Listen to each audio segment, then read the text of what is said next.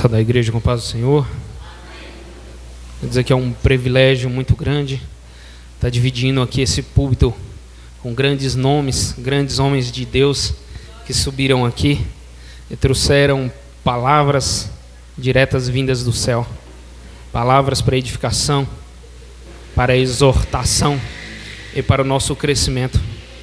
E que os irmãos abrissem a Bíblia no tema, sendo Coríntios, capítulo 8.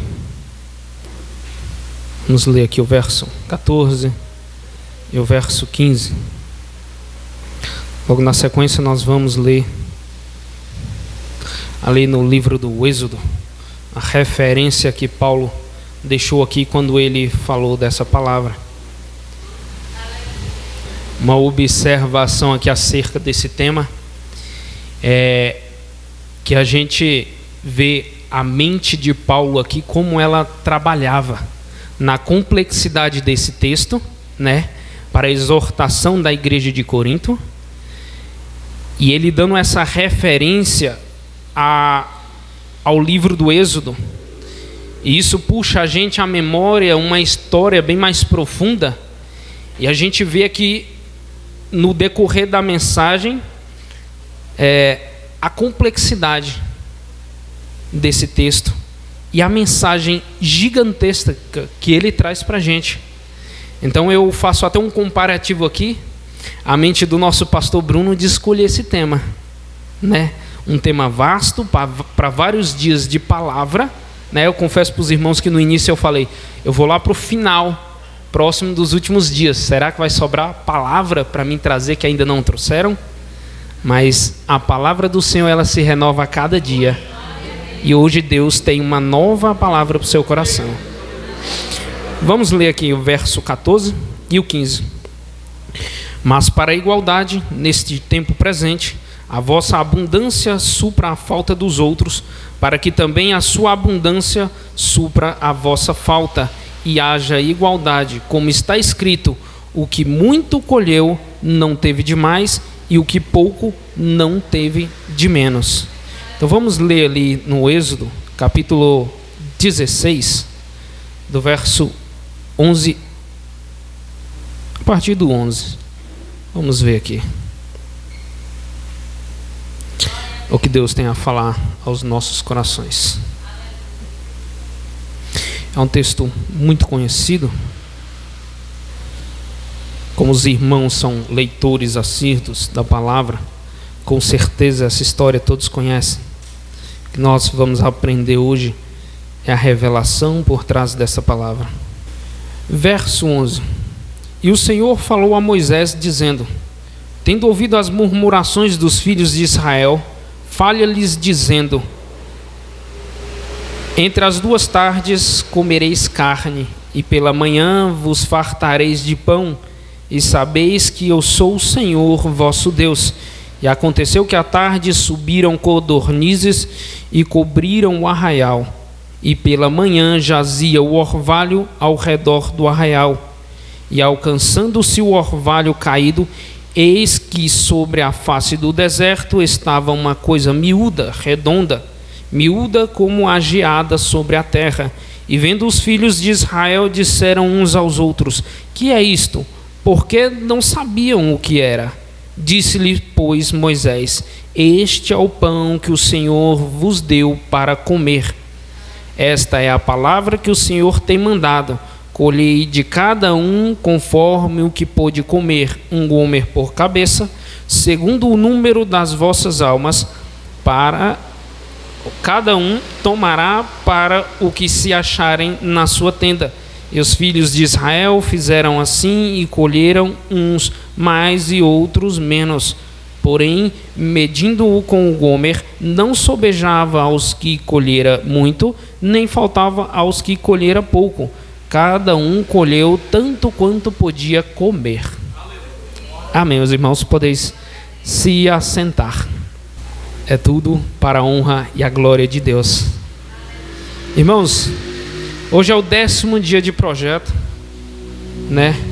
Como eu falei, muitos homens de Deus subiram nesse púlpito, e torno a dizer que é um privilégio muito grande né, está aqui também, né? Depois de tantos nomes, tantos homens de Deus trazer palavras aqui poderosas, eu queria fazer uma retrospectiva do que foi falado aqui durante esses 10 dias.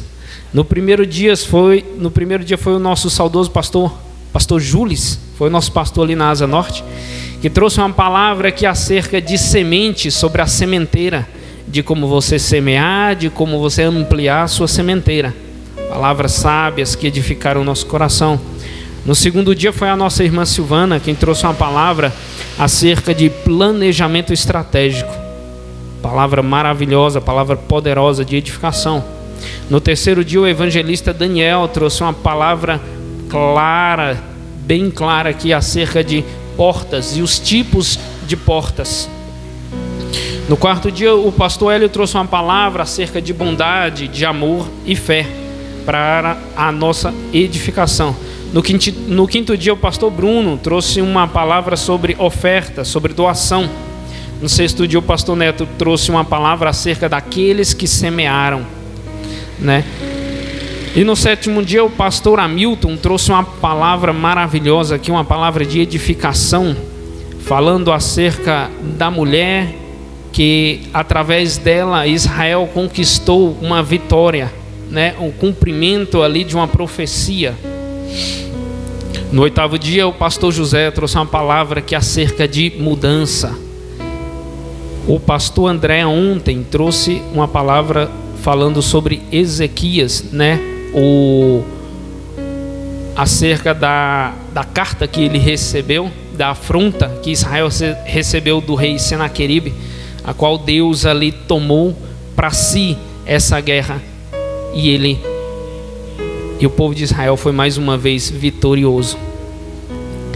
Então hoje eu queria trazer uma palavra aos irmãos acerca de projeto, porque quando eu li esse texto ali que Paulo fala à igreja de Corinto, eu vi aquela referência e me trouxe à memória grande, na minha concepção, o maior projeto de Deus já realizado na terra.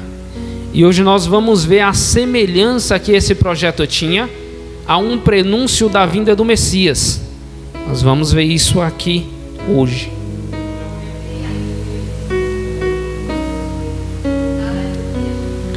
Então, para me iniciar, eu tenho que trazer aqui aos irmãos uma questão mais didática. O que seria projeto? O significado de projeto quer dizer a intenção de fazer ou realizar algo no futuro. Um plano que você tem para realizar ou executar uma tarefa. Quando eu ingressei na faculdade, lá tinha uma matéria chamada Projeto Integrador. E nela nós tínhamos que desenvolver algo. Então a gente veio no passo a passo. Primeiro passo do projeto é você planejar e você fazer um levantamento do que você precisa para você executar tal tarefa. Na faculdade essa matéria ela é bem didática, porque ao mesmo tempo que você vai planejando o projeto, você já vai de contrapartida executando. Então, além de você fazer o projeto no papel, você vai fazer ele na prática. Então, é planejar e ao mesmo tempo executar. Então, isso garante um melhor aprendizado. Então, hoje nós vamos ver justamente aqui um projeto de Deus que ele foi iniciado aqui no início do livro do Êxodo. É tratado acerca desse assunto. Quando Deus levanta Moisés para ele retirar o povo de Israel que estava cativo no Egito. E aí você me pergunta, como esse povo foi parar lá? Essa era a descendência de Jacó, da época que José foi governador do Egito. A sua descendência ficou por ali. Depois da morte de José, esse povo foi esquecido. Então eles passaram a residir ali e foram se multiplicando por conta de uma promessa que Deus tinha feito a Abraão, que a sua descendência seria multiplicada.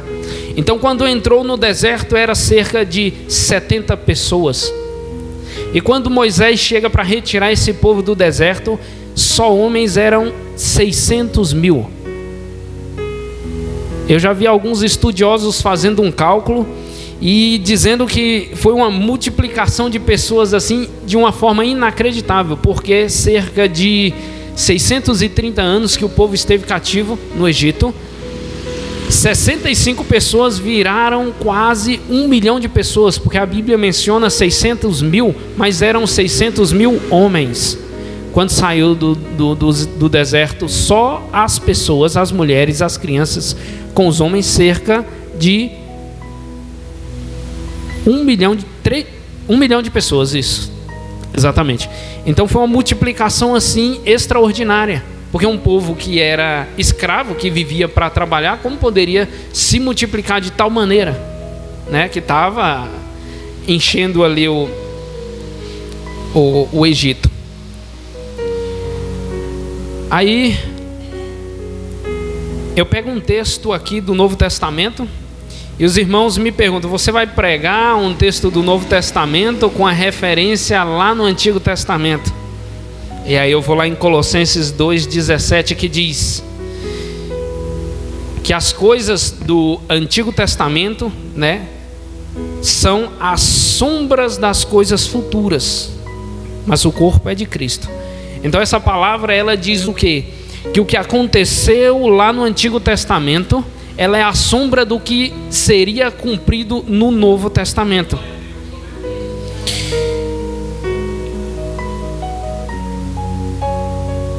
E aí eu tenho que iniciar aqui a história.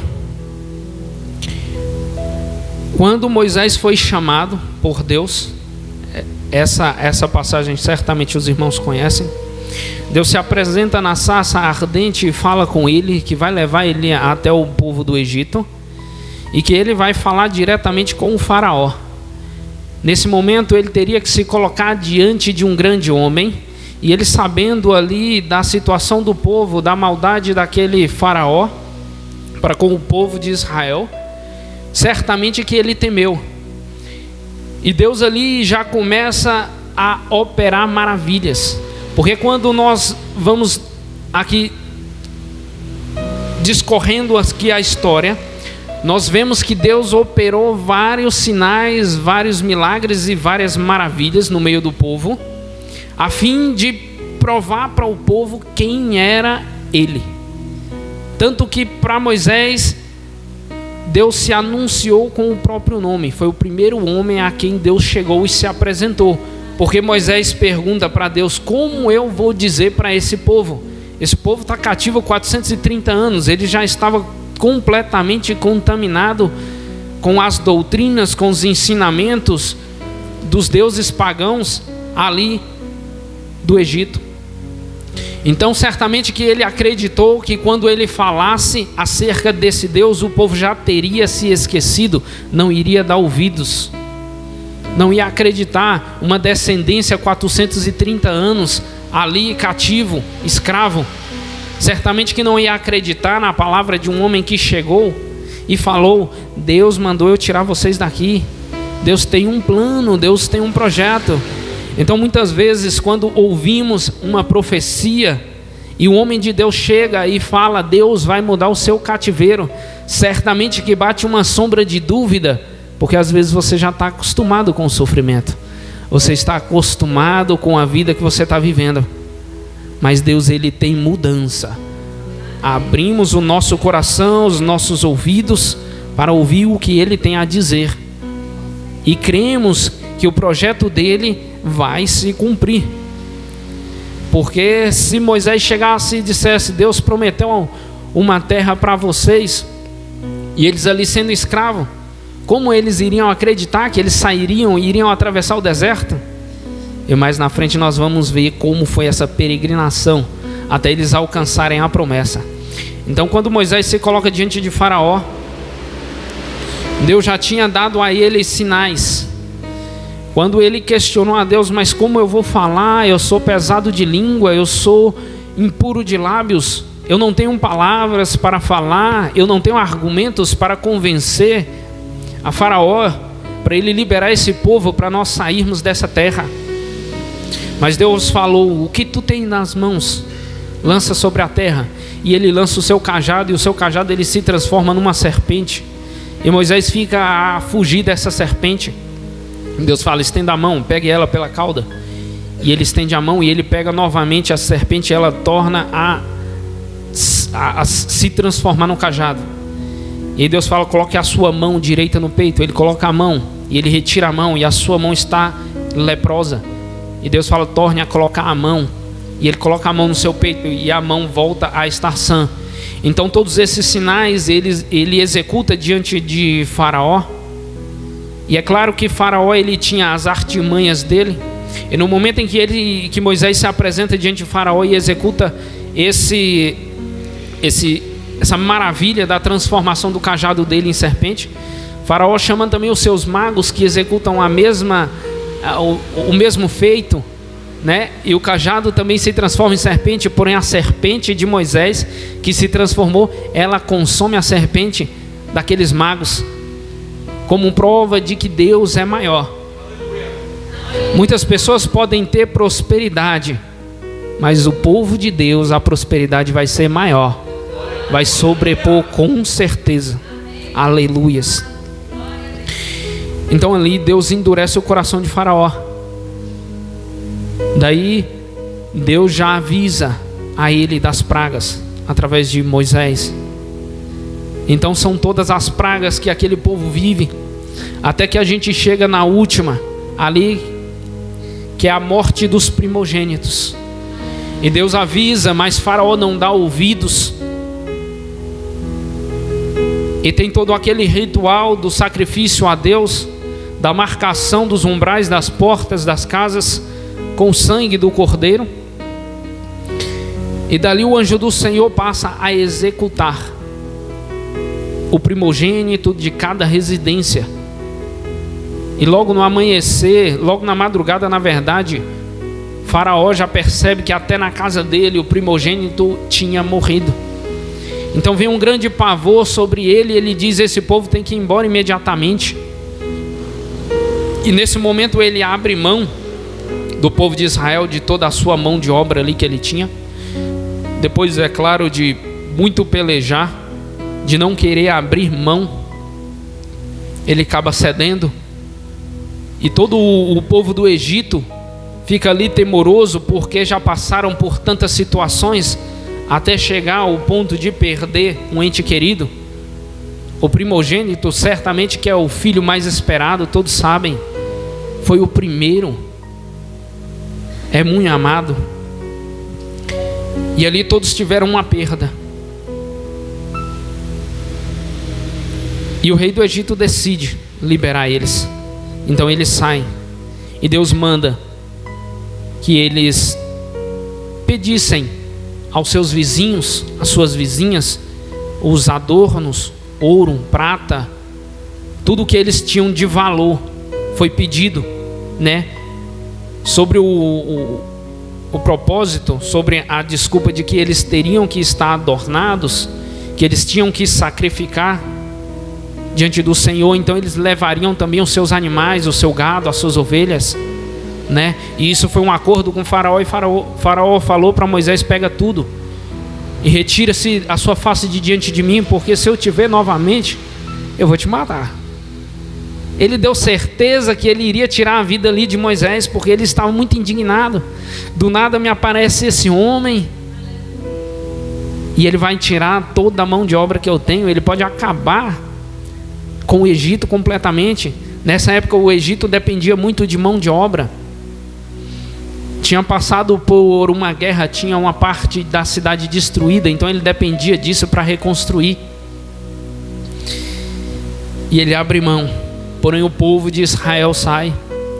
E se Deus manda eles se acampar exatamente numa região diante do Mar Vermelho, e ali eles ficam.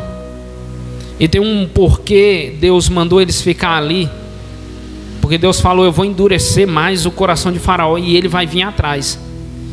E aí quando o Faraó percebe que ele abriu mão de algo que era extremamente necessário, ele decide ir atrás do povo, e ele fala: a qualquer custo eu vou trazer o povo de volta. Então ele segue atrás. E ali começa a murmuração do povo, porque quando eles avistam Faraó, todo mundo já entra em desespero, porque eles estavam diante da primeira muralha, era aquele mar diante deles.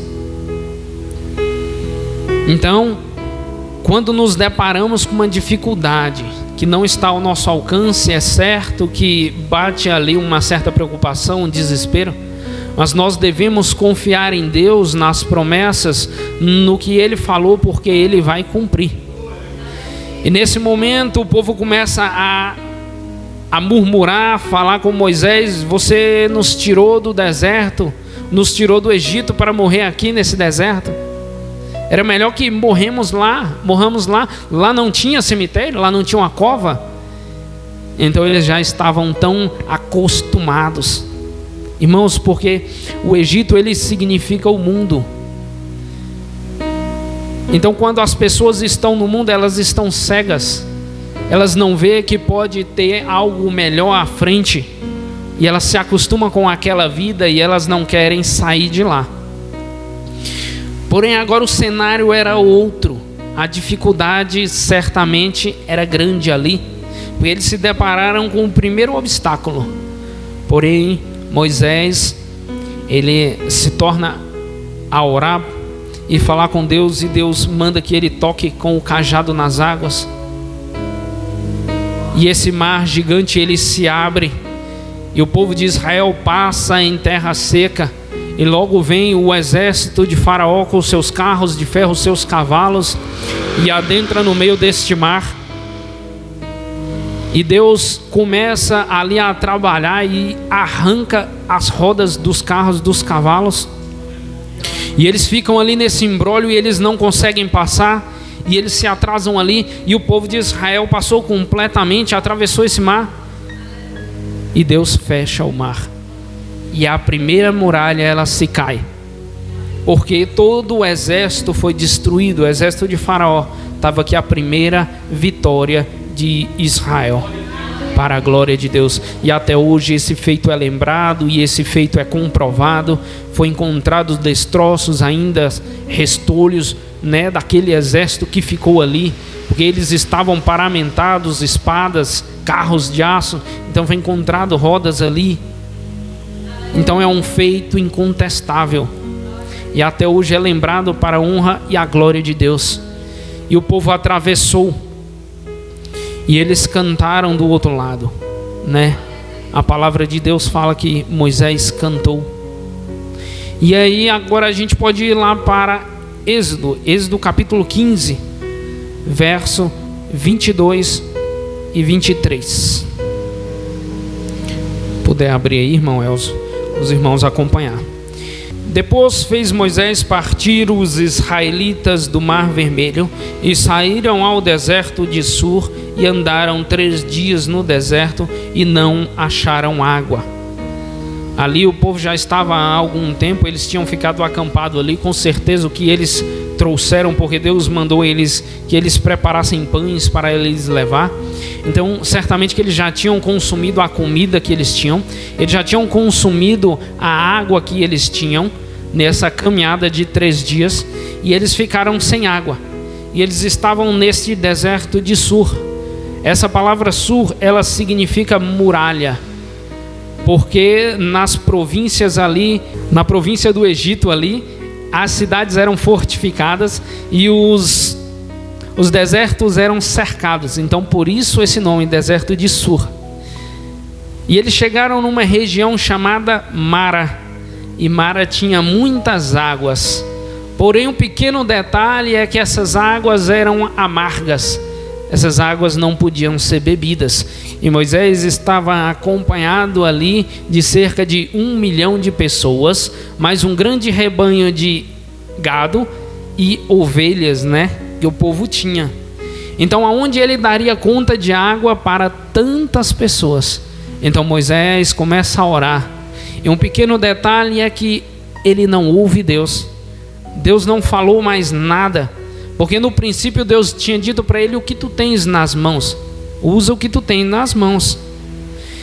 Daí Moisés olha para o lado e diz que ele viu uma madeira, como se fosse uma árvore. Algumas traduções dizem árvore, outras dizem graveto, né?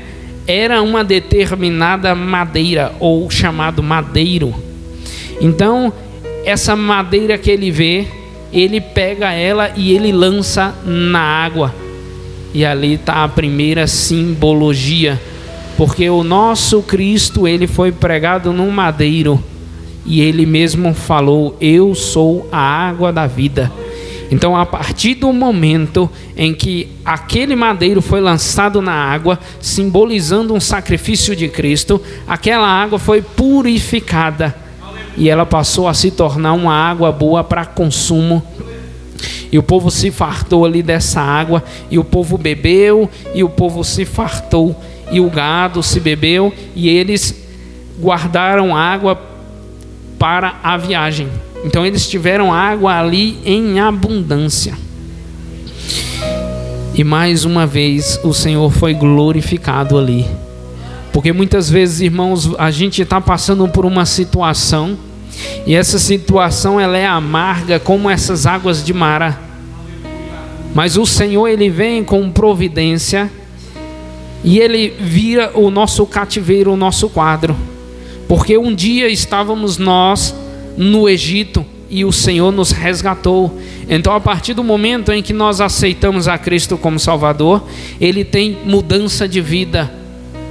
Mesmo que as águas sejam amargas, o Senhor vai transformar essas águas em águas doces e boas para consumo. Aleluias.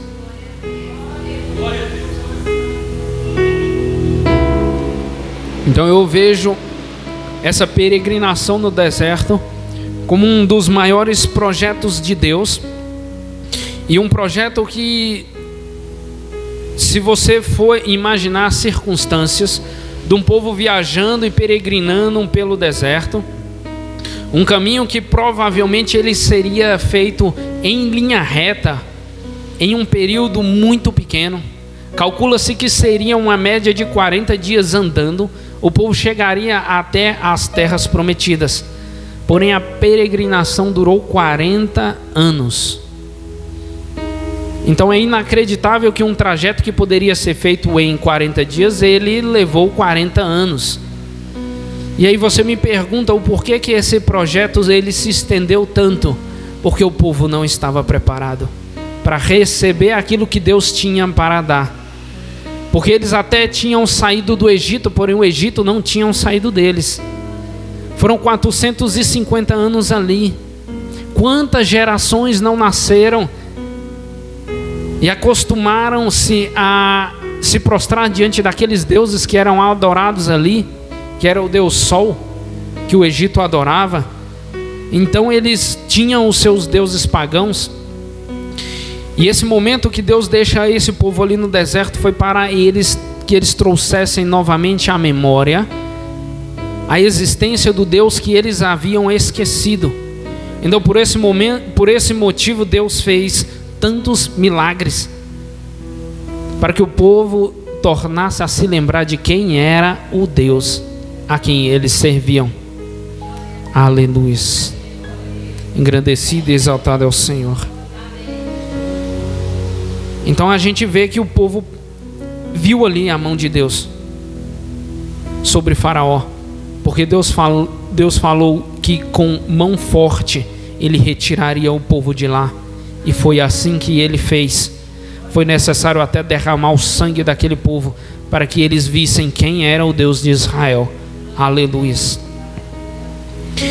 Então, irmãos, o projeto de Deus não há nada que possa parar. Não era aquele mar vermelho que iria parar, não era aquela falta de água que iria matar aquele povo. Porque se nós formos ver, se pega um brasileiro e solta num deserto daquele, não seria 2 dias, ele estaria morto. O corpo humano, o máximo que ele aguenta é 3 dias sem água.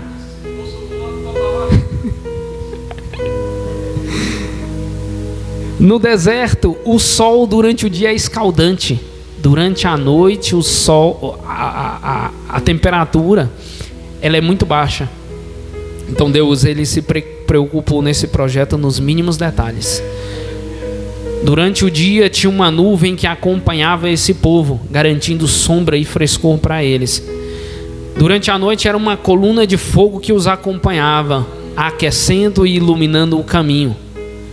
Então Deus, Ele se preocupa com os mínimos detalhes. Então nós devemos acreditar, porque, irmãos, Ele vê. Às vezes você pode até se esquecer de alguns detalhes. Você pode pegar o seu carro na garagem e você está com pressa e você entra nele, você senta o pé e você sai muito desesperado porque eu estou atrasado. Quando der ali uns 10 minutos que o carro está andando, ele pode aquecer e você lembrar, eu não coloquei água, eu esqueci de olhar a água. E aí você vai ter um atraso maior, você vai ter um prejuízo maior. Então o homem, ele se esquece de alguns detalhes. Mas eu falo para você que Deus, Ele não esquece de nenhum detalhe. E com certeza a sua causa está nas mãos dEle. E Ele está trabalhando em prol do seu projeto e do seu propósito. Porque esse projeto de vida, ele tem uma finalidade para nós, nos preparar, porque coisas grandes o Senhor tem para nós. E eu creio assim. No livro de Provérbios, capítulo 16, verso 9 diz: o coração do homem planeja o seu caminho, mas o Senhor lhe dirige os passos. Porque durante a caminhada do povo no Egito, Deus estava com eles a cada instante, e preparando e planejando, porque quando o povo chegou lá, se cumpriu o que Deus havia prometido a Abraão, a Isaque e a Jacó, que ele daria aquelas terras. Então todo o povo, todas as tribos, quando chegaram, Deus dividiu aquelas terras para cada um deles, para cada descendência o seu pedaço de terra, e falou: deixa tudo. Aquele povo que estiver lá, que eles cultuam deuses estranhos, expulsa eles das terras e faz assim conforme eu estou falando, e vocês serão prósperos. Então as tribos que assim fizeram, eles foram abençoados, e o povo de Israel prospera até hoje, por seguir os conselhos de Deus. Então o que temos que fazer hoje é nos lembrar dos ensinamentos do Senhor, para que todos os nossos planos e os nossos projetos, eles prosperem. Então o segredo é simples, é só confiar no Senhor e executar tudo aquilo que Ele tem deixado no seu mandamento. Então vamos estar firmes, porque o povo saiu do Egito, e na primeira muralha, quando eles olharam, certamente vamos voltar e vamos sofrer ainda mais, né? Porque quando Moisés foi lá e falou com o faraó ficou muito indignado e ele falou: eu não vou abrir mão desse povo. Faz o seguinte, eles estavam trabalhando na época na construção, na reconstrução do Egito, e eles fabricavam tijolos. Então eles tinham auxiliares, tinha alguns dos capitães do exército de Faraó, que eles auxiliavam. Então eles traziam uma palha específica que era para a construção desses tijolos. E Faraó falou: a partir de hoje, você quer levar esse povo? Não, esse povo está querendo ir adorar porque eles estão ociosos, eles estão à toa, está faltando serviço. Faça o seguinte, vamos dobrar o serviço deles. Vamos retirar a palha que os capitães levavam, e agora eles vão ter que dar conta da sua palha. Eles vão lá buscar para fazer os tijolos, e quem não der conta ainda da mesma quantidade que era feita antes, eles serão açoitados. Então Moisés chega a ficar preocupado, porque o povo estava sofrendo ainda mais lá no Egito. Então ele imagina, na verdade o povo imagina o tanto que nós sofremos. Chegamos aqui agora diante dessa muralha que é esse mar, e vamos voltar para trás e vamos sofrer ainda mais. O faraó vai acabar com nós, vai nos destruir completamente, né? Porque já sofríamos muito. Mas em momento nenhum, no plano, no projeto de Deus, tinha escravidão novamente para o povo de Israel. E até hoje o povo de Israel é um povo livre, e nós somos descendência de Abraão. E nós somos um povo livre para adorar. Graças a Deus estamos num país e nós somos privilegiados. Graças a Deus. Ainda no livro de Provérbios, capítulo 19, versículo 21, diz: o ser humano pode fazer muitos planos, contudo quem decide é Deus, o Senhor.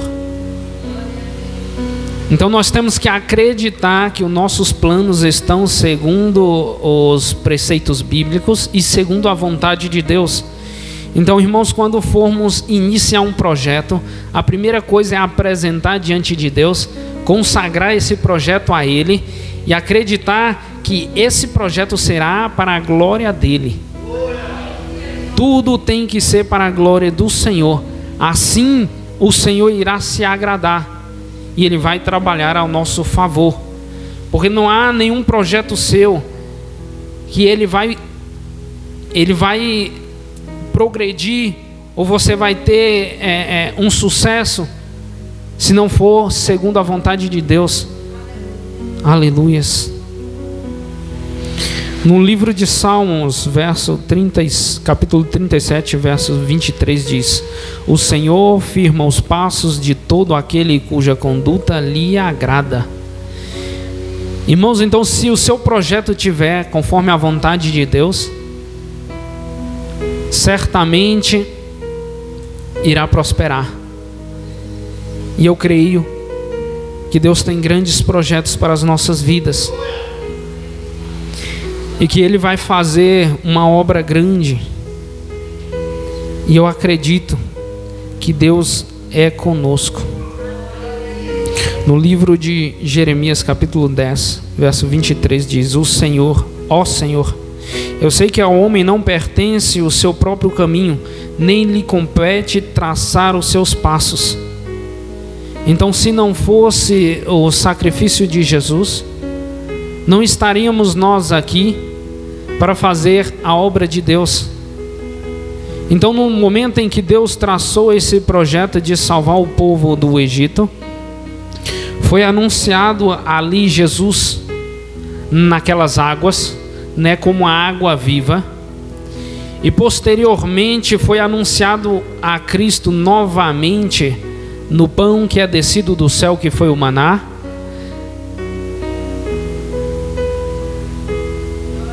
E Paulo ali, ele anunciou justamente isso. Ele trouxe à memória por que ele anunciou ali o maná. Porque ele falava acerca de Cristo. Porque Cristo, Ele é o pão vivo que é descido do céu. Aleluias. Então naquele momento, Paulo ele traz à memória essa passagem. Por quê? Porque quando Deus instituiu ali o maná para o povo, porque o povo estava reclamando e se maldizendo para Moisés, porque no Egito eles tinham comida, mesmo que eles eram escravos, mesmo que eles trabalhavam muito, eles ainda tinham comida. Então no deserto eles achavam que estavam padecendo, que iriam morrer, porque era uma escassez grande. Porém Deus falou que iria instituir ali o maná daquela forma, naquela quantidade. Aí os irmãos me questionam, mas era muito? Era uma grande quantidade de pessoas, era uma grande quantidade. Então, quando Paulo fala ali, aos que sobejar, ou aos que colheram mais, que dividissem com os outros. Por quê? Porque tinha nos acampamentos ali do povo de Israel, no deserto, tinha o povo que ficava com os afazeres domésticos, porque eles tinham que cuidar dos acampamentos, dos serviços domésticos, das construções das tendas. Então aqueles que foram designados para coletar, eles coletavam a mais, e quando chegavam eles dividiam com os que estavam nos afazeres domésticos. Então por isso que Paulo fala ali à igreja de Corinto: se você tem mais, divide com o teu irmão, porque Deus deu a mais para você, E se você semear na vida do seu irmão, você vai ser abençoado. Então todos ali tinham a sua função e o seu propósito. Então Deus derramou com abundância. E o maná, ele era o pão descido do céu. Por isso que Paulo traz a memória, porque ele lembra que Jesus é o nosso pão da vida. Aleluia. E nesse momento o povo se fartou. E um detalhe era acerca do maná. Algo indescritível, um pão feito diretamente por Deus. Algo surpreendente.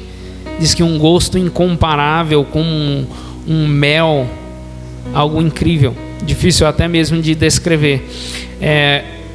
E um pequeno detalhe, eles deveriam colher todos os dias, e esse alimento era para o dia, e eles não poderiam guardar para o dia seguinte, porque amanhecia tudo estragado. É como você pegar um algodão doce e colocar na água, ele não é nada mais. Então aquele maná, ele apodrecia, ele ficava impróprio para o consumo. Porém, Deus ordenou que eles guardassem o sábado. Então como eles fariam no sábado, que não iam coletar? Então eles coletavam na sexta-feira uma quantidade que dava para os 2 dias, e no sábado eles iam comer. Porém, durante a semana, se eles coletassem, estragava, mas o da sexta-feira não estragava, e no sábado eles comiam.